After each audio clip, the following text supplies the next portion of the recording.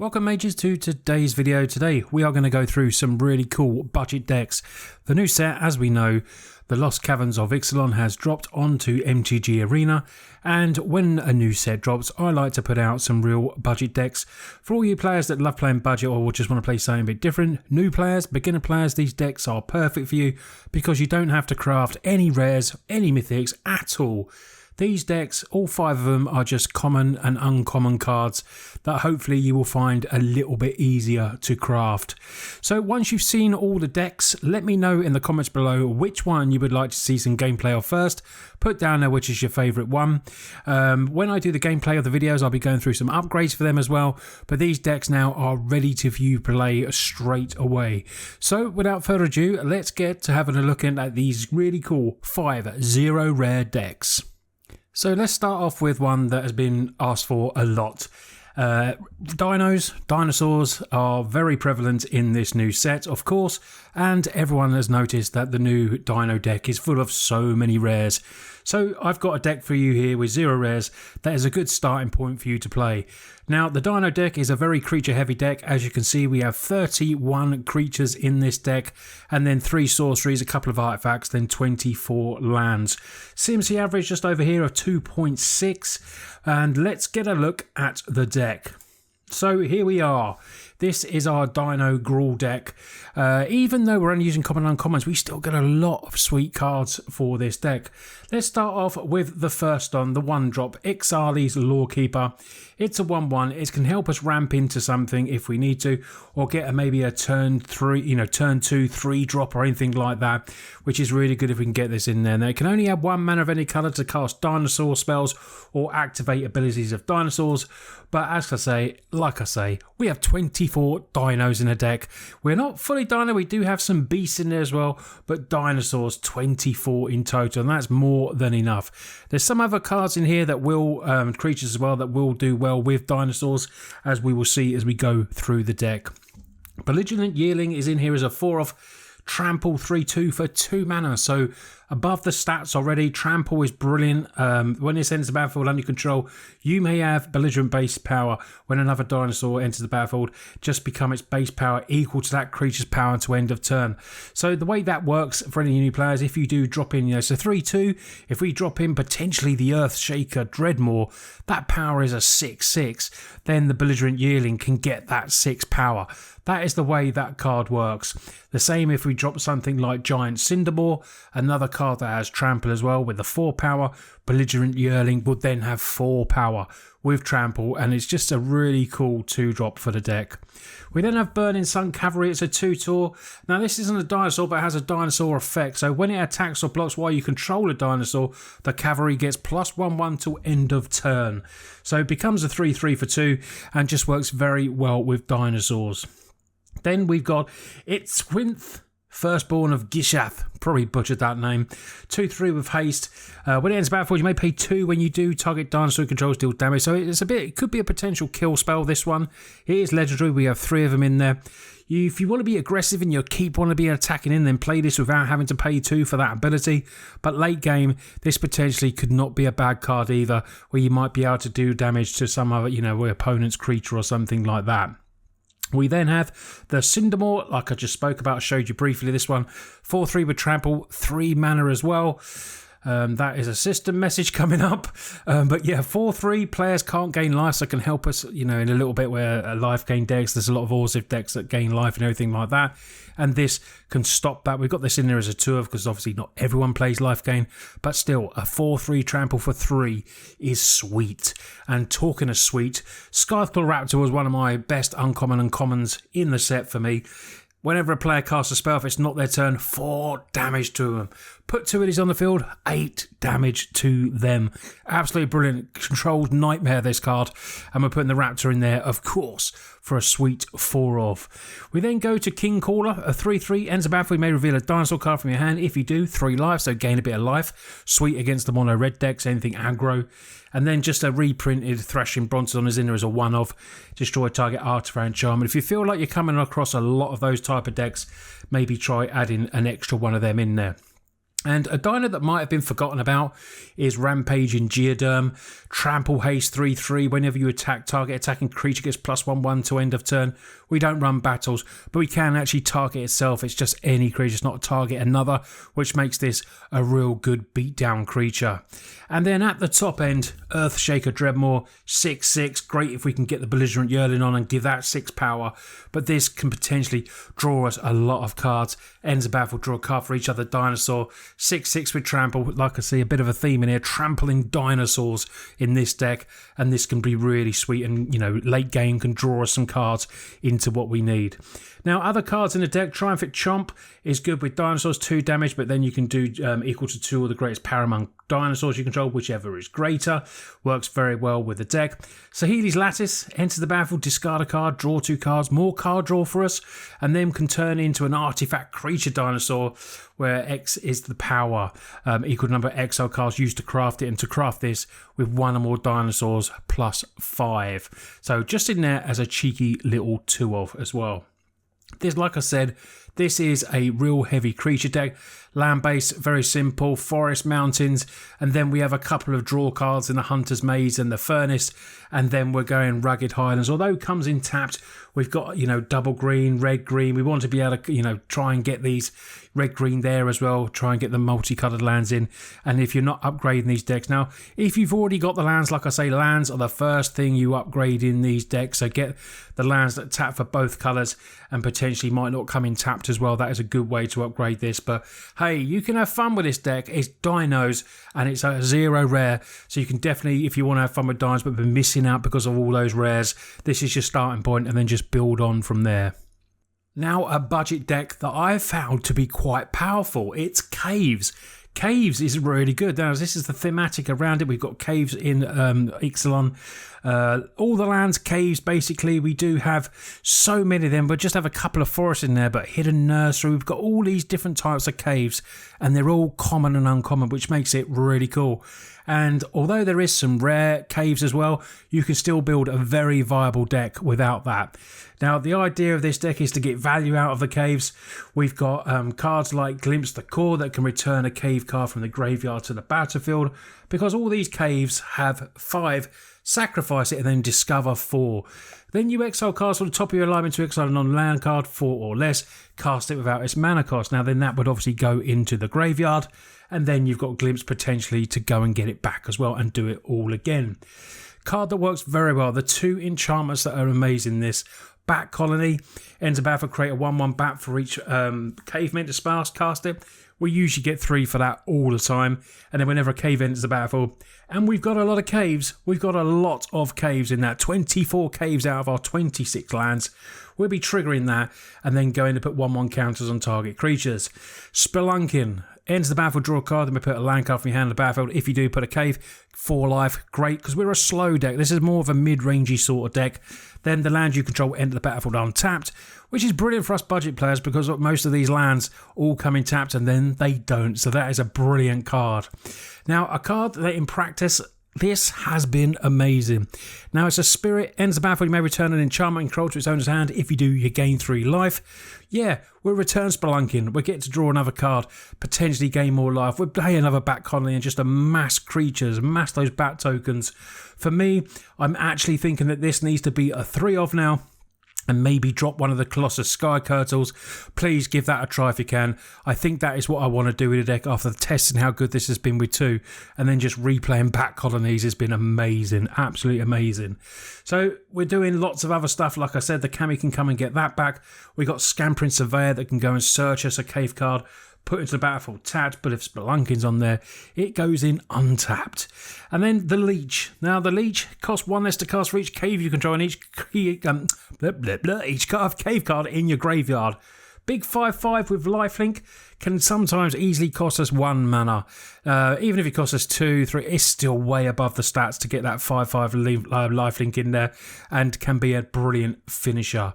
As with a long Sky Turtle, we can use the channels on this if we want to, And then if not, we've got a flying War 2 6/5 flyer as one of our finishers as well. We even get mass removal in this potentially with Calamitous Cave-In. We've got lots of caves in there, and then we can easily wipe a board and Planeswalker as well. This is perfect for this. This is absolutely perfect for this. If you remember, and maybe you enjoyed playing Gates deck, if you know what the Gates is, very similar to this type of theme where you're using the land. This is brilliant for this and can just wipe the board because we're looking at late game to getting our creatures on, or just like amass these late on and just going wide. More removal, Bitter Triumph. We're gaining life. This just seems a perfect budget card for us. Go for the throat as well. And then Tear Asunder. It's just more removal. And like I said, all the lands are all those lovely little caves for this deck. And this is a very synergistic deck. 4.1 average, which is why it's a very mid-rangey, dirtly sort of deck. But you can get wins. Trust me, you can. It's fun. 26 lands to get around that. Tell me what you think of this. This is what I think is going to get voted for the most, to get the gameplay out first. I could be wrong, but I'll definitely be putting some gameplay out with this. But yeah, let me know what you think of this deck. Now, I have a Lost Caverns of Ixalan Anvil type of deck. So Anvil, really good. You know Anvil if you've been playing for Magic for a while on MTG Arena. Whenever one of my artifacts you control leave the battlefield during turn, you create a colourless artifact, which is nice, getting one of those colourless constructs in there. Ability only triggers once each turn, but then you can sack an artifact, deal 1 damage and gain 1 life. This is a deck that is, slow to build up, but does do the work. Very low CMC of 1.7, which is why we're only going for the 22 lands in this deck, 12 creatures and 26 non-creatures as well. So, what's the deck all about? New cards in there. Sunshot Militia. Tap 2 untapped artifacts. We'll be making loads of them. And then Sunshot Militia deals 1 damage to each opponent, but it's only sorcery, remember. So, you can have multiples of these on the field. You can just keep doing it. It's only sorcery, so it's not just 2 at once either. You can just keep tapping as long as you've got those artifacts on there to pay for the and drain the opponents that way, and doing it with the Oni as well. I love this deck. It is really fun. Takes a bit of getting used to and getting the sack triggers right as well, but still very good. Epicure comes in, if something can be sacked as well, does 1 damage to each opponent, and it creates that all-important artifact of the blood token as well. So when you've got all these tokens on the battlefield, you can destroy a target destroy a target artifact with the demolition. Then we create 3 1/1 red Phyrexian goblin tokens as well, which is really sweet to amass the board and gives us more sacking fodder as well if we need it. Bitter Triumph in these budget decks just because it's so good. We can easily discard a card with this deck if it got too many lands in or something that we just don't need. Destroying target creature or planeswalker at instant speed for 2 mana is super strong. I just love it. And we're gaining life with Anvil, so even in this aggro meta, the 3 life sometimes won't hurt us either. Fanatical Offering. Card draw creates a map token, which is another artifact, and then we get to sack one of them and then draw 2 cards as well. We have to sack the artifact or the creature, but we're just making so many of them in this deck. We've got Mephitic Draw in there. Enter battlefield or is put into the graveyard from the battlefield, draw a card, use a life, so we can use this. Sack it with Oni as well. When you sacrifice an artifact, deal the 1 damage to opponent, gain 1 life. We can then negate the loss of life with the drought and then just draw another card as well. Synergy is what this deck is all about. Visage of Dread. Now this ends battle. We look at a target opponent's hand, take something from it. That player has to discard that. We can craft with 2 creatures and 6 mana. And making all these tokens is very easy to do this. Then you get a big skeleton horror that's a 5/4 with menace, which turns into a bit of beta. Never actually needed to do that and win this way, but it's another option for us players out there to do that. And then when it ends the battlefield or attacks, you may mill 2 cards. I really can't get my words out today. I've tried multiple times to record it, but I'm just going with it. Well, you know what I'm like sometimes when I try speaking, the words just jumble out of my mouth. No matter if I write scripts or anything, it just happens. So there's just a bit of information for you and just something to have a little laugh at. Blood Tithe Harvester creates the blood token as well. Just a really good card. 3/2 above the stats, like I said, for the 2 mana as well. And then we can sack and potentially kill a creature as well. We're making blood tokens with avatars as well, like Epicure as well. So definitely ways that Blood Harvester can act as removal in the deck. But that's what this deck's all about, is making artifacts, sacking, draining and gaining, doing what Oni does really well. You potentially have blockers for days when you're trying to make all these tokens and everything like that. And it's a very hard deck to break down. Even if they mass removal anything, you can just build up an army again. Land base, very simple, 9 swamps, 9 mountains and some blood-filled caves, just so we've got a couple of double mana cards coming in for the blood tithes and the anvils. Just makes it a little bit easier. But yeah, take this new anvil deck to the ladders and let me know what you think. I think this deck will do really well, even a 0 rare. Next deck is a 0 rare Ixalli deck. Now this was a card that I loved when it was spoiled. Has Descend, so this is a Descend type deck. As long as there are 4 or more permanent cards in the graveyard, this gets +2 and trample, so your 3 mana becomes a 5/5 with trample. Descend 8 gets another 2/2. It becomes a 7/7, gets up to this very easily in this deck. Can't be blocked by more than 1 creature, so you're going to be trampling over. That little 1/1 blocker is going to be nothing for this deck. So we're looking at getting stuff in the graveyards and everything like that. We've got cards like Gnawing Vermin. Ends a battlefield, target player mills 2 cards. We target ourselves. When this dies, we can potentially kill a creature, hopefully. Death Bonnet Sprout works well when you're milling. Turn it over, becomes a 3/3. Start exiling and build it up as well.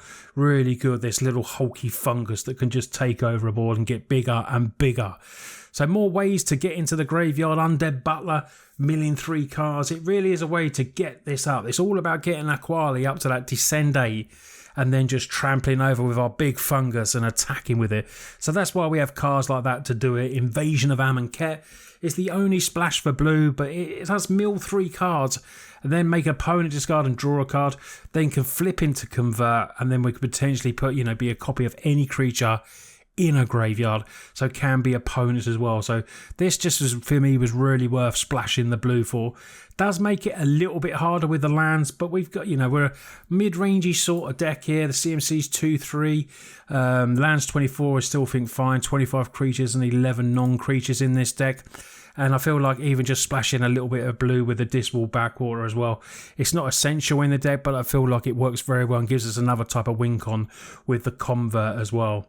So Scrap Gorger can attack graveyards. It is a bit of mana ramp, but adds a mana of any one colour. So that can always help if we get a little bit land stuck, with 13 basics in here as well, and Surgical Bay and Maze that only tap for their 1 colour. The Scrap Gorger can help us budget players out. A really cool uncommon card for this deck. Then we have some top-end creatures. Chupacabra Echo ends the battlefield. Target creature and opponent construct is -X/-X, but X is the permanence in the graveyard, so perfect for this deck. We're getting stuff, chucking it in the graveyard, then this can hopefully kill a lot of creatures. Gets around anything with indestructible because it's -X/-X. And then the Spider. Spider from Brothers War, 3/3, reach, helps with a bit of flying. May sacrifice another creature. Yep, we don't mind doing that. Permanents in the graveyard help us as well. Then destroy target non-land permanent. So Planeswalkers, enchantments, anything like that, the Spider can come in and do a job. When it dies, gain 1 life for each creature card in your graveyard.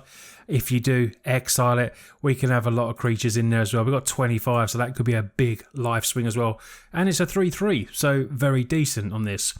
We also have another chance from the new set. Mill 2 cards, return up to 2 creature cards. When you budget, you like a bit of recursion. We might mill something that we really need. We can then recur the spiders, recur echoes, recur anything we need, kill again, and just keep going like that. It's just got it's a synergistic deck again, which is when I'm building budget decks, that's what I look for. So, when we don't have so much of the power, we want synergy and we want little things like this to sort of help us and win games against more high-powered decks.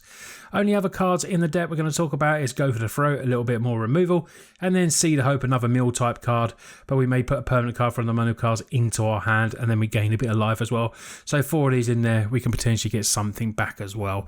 If not, it fills the graveyard. Land base, easy. Basics, hollows, the general one that I have in the budget decks. First ones to upgrade for this deck will be very much loved. And Ixalli, I said I'd build around a deck around this. Give this a go, you'll have a lot of fun with it.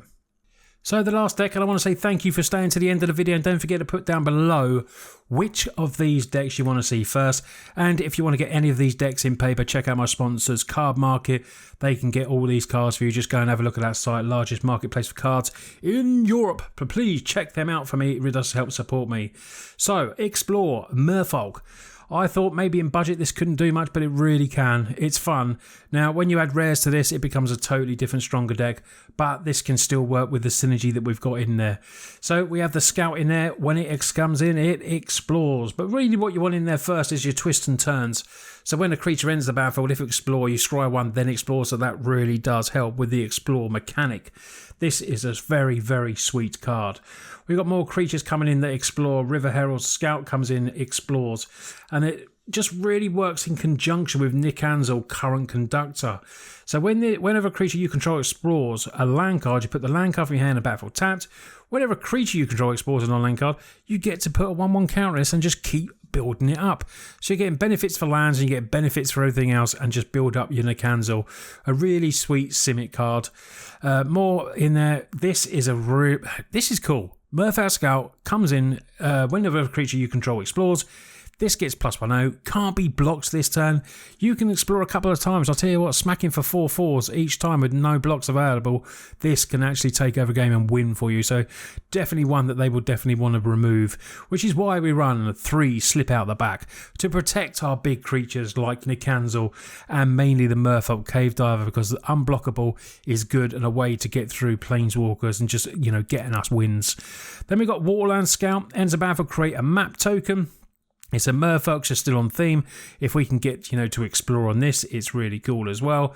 And then River Herald Guide, ends the battlefield, explores. It's a 3/1 with Vigilance for 3. Nice stats for this. And if explores gets that lovely little counter, 4/2 Vigilance is very, very nice. Last creature, Pathfinding Axejaw, ends the battlefield, explores, a 4-mana 4/3. You really have, there wasn't many creatures to choose from in common and uncommon for the explores and everything like that. Although this isn't a Merfolk, it still explores, which is the, the subpart theme of this deck as well. We still have 22 Merfolk out of the 24 in the deck. More than enough in there. A CMC of 2.2, so we're going 23 lands in this one, and then 24 creatures and 13 non-creatures in the deck. So what we also get to run in this deck as well, because we have a creature type, we can run Secluded Courtyard and name Merfolk. Add 1 mana of any colour for that Merfolk to cast that spell or activate abilities. Then we run the basics and then a Thornwood Falls as well. Like I said, slip out the back for a bit of protection, and then 4 counter spells in Make Disappear that we could use the casualty one for if we need to, but this is just a little bit more protection and stopping maybe any wraths or anything like that, because we have a lot of creatures, 24 creatures, we want to be keeping them on the field if we can and leaving those counter spells to stop that, really awkward stuff. And with 15 basics in the deck, the card that you can normally run if you're running blue in a lot of any type of budget deck is Thirst for Discovery. Great card for 3 mana to draw you 3 cards, and then you get to discard 2. But if you discard a basic land card, then you get to only discard 1 card. And with 15 in there, we've got a good chance of that. And this is a really cool. I love Simic myself, exploring, making these creatures a lot bigger if we can. Protection, we've got counter magic, we've got shenanigans, scrying, we've got ways to find what we need. A lot of what, strong decks have, we've got in budget form in this deck. The card draw, the creatures, protection, the counter spells. So yeah, this is a really, really cool deck. And hope you like the Merfolk. So there's 5 0 rare decks for you for the new set, Lost Caverns of Ixalan. I know you always love these, so thank you for all the support that. If you can, help me with the old YouTube stuff. I've got to mention this in the videos. Liking, subscribing, sharing, commenting what which deck you want to see first or anything else you want to say, even if it's just hello. I'll always try and reply to every single comment coming back. If you want to go a bit further, I want to say a big thank you. And if you want to become a patron to Total MTG, that really does help support, pushes me to make more videos, which I can do. It gives me more time the more patrons I get as well, so I can put more effort into doing more of these budget videos and just chucking more out for you, because I know how much you love the content. So yeah, I really appreciate you taking a look at that. But anyway, you enjoy the rest of your day and just keep smashing Arena with these budget decks.